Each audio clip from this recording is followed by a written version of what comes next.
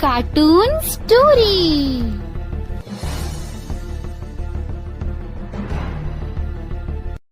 लालची दही वाली। रामपुर गांव में सविता नाम की एक महिला रहती थी। उसके पति की मृत्यु 1 साल पहले हुई थी, तो उसे घर चलाने के लिए कुछ काम करना था। सो वह दही बेचकर अपना घर चलाती थी। घर की जिम्मेदारी उस पर आने के बाद उसने ये काम शुरू किया था। वह पूरे गांव में दही बेचती थी और पैसे कमाती थी। उसी से उसका घर चलता था। उसकी एक 7 वर्ष की बेटी भी थी। सविता का दही पूरे गांव में मशहूर था।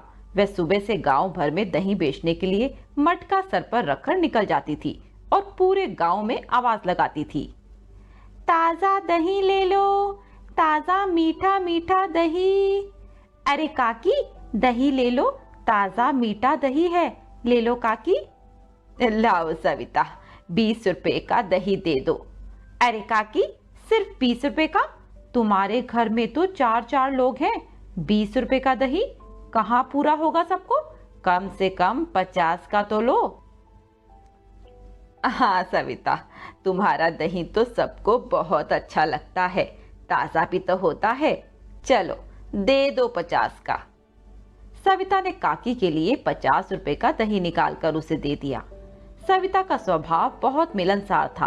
वह गांव में सभी से बातचीत करती, वह उनका हालचाल पूछती। सब लोगों को उसका यह स्वभाव बहुत पसंद था। सभी उससे बातचीत भी करते थे। वह इसी तरह सविता की दही से उसकी बहुत अच्छी कमाई हो जाती थी। सविता तड़के ही घर से दही लेकर निकलती थी। वह सारे गांव में उसका दही फटाफट बिक जाता था। एक दिन सविता दही बेचने जा रही थी कि रास्ते में भोला भैया का घर आया, तो उसने सोचा क्यों ना इनसे पूछ लूं।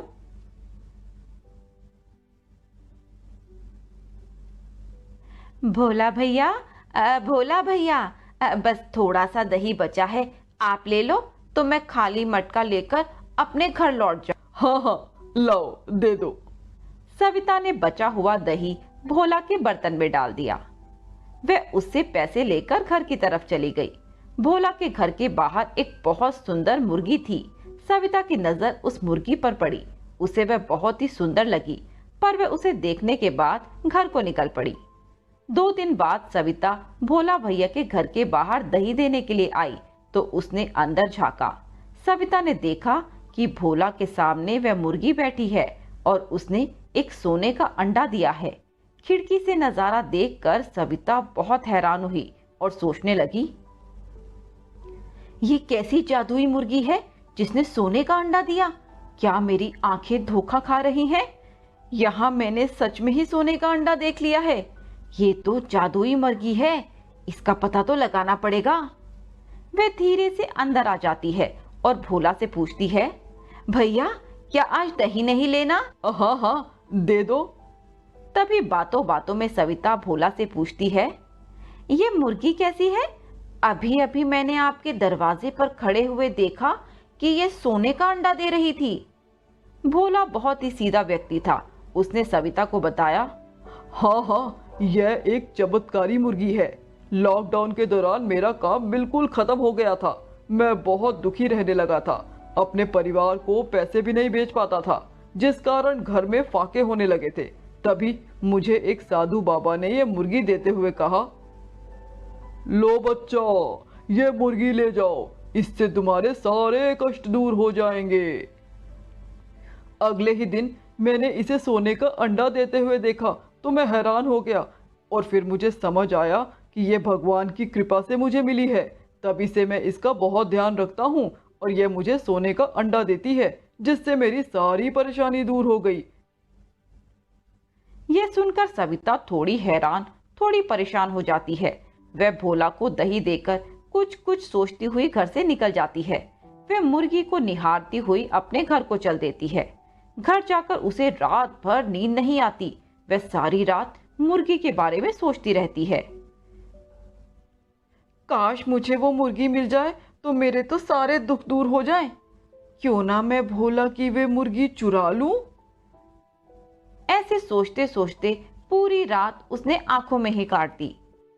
सुबह सवेरे जल्दी उठकर सविता दही बेचने निकल जाती है। रास्ते में वह मुर्गी वाले से एक साधारण सी मुर्गी लेती है। वह उसे अपनी दही की टोकरी में छुपाकर भोला के घर को ले जाती है। भोला के घर के बाहर खड़ी होकर सविता आवाज लगाती है, भोला भैया दही ले लो। आज दही बहुत ताजा और मीठा है, बस थोड़ा ही बचा है, आप ले लो। नहीं नहीं, आज दही नहीं चाहिए। ये सुनते सविता थोड़ी निराश, अरे पैसे वैसे मत दो, थोड़ा सा ही बचा है, बस ये ले लो, मैं घर को चली जाऊं। अच्छा, कोई बात नहीं बहन, दे। ये कहते हुए भोला अंदर बर्तन लेने के लिए चला जाता है। इतने में ही सविता चालाकी से अपनी साधारण मुर्गी वहां रखकर उसकी जादुई मुर्गी चुरा लेती है और उसे अपनी दही की टोकरी में रख लेती है। जैसे ही भोला बाहर आता है तो उसे दही पकड़ाकर वे फटाफट वहां से भाग जाती है। अरे बहन, पैसे तो लेती जाओ। पर सविता को वहां से भागने की जल्दी थी। अरे भैया रहने दो, पैसे की कोई बात नहीं, आज तुम ये ऐसे ही ले लो।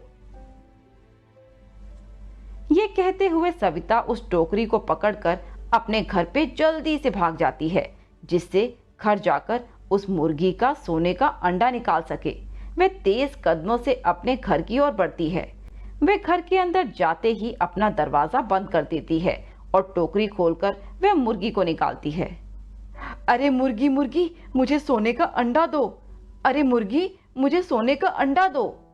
इस तरह सविता 3-4 बार यही बोलती है, पर मुर्गी कोई अंडा नहीं देती, बल्कि वह मुर्गी अपनी चोंच से सविता के मुंह पर वार करती है, जिससे उसके मुंह पर गहरी चोट आ जाती है और खून आने लगता है।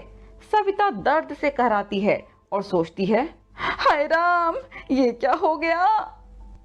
लालची औरत, तुमने यह मुर्गी भोला से क्यों चुरा ली? यह तो भोला की मुर्गी है ना, उसे वरदान स्वरूप प्राप्त हुई थी, यह तुम्हारी नहीं है।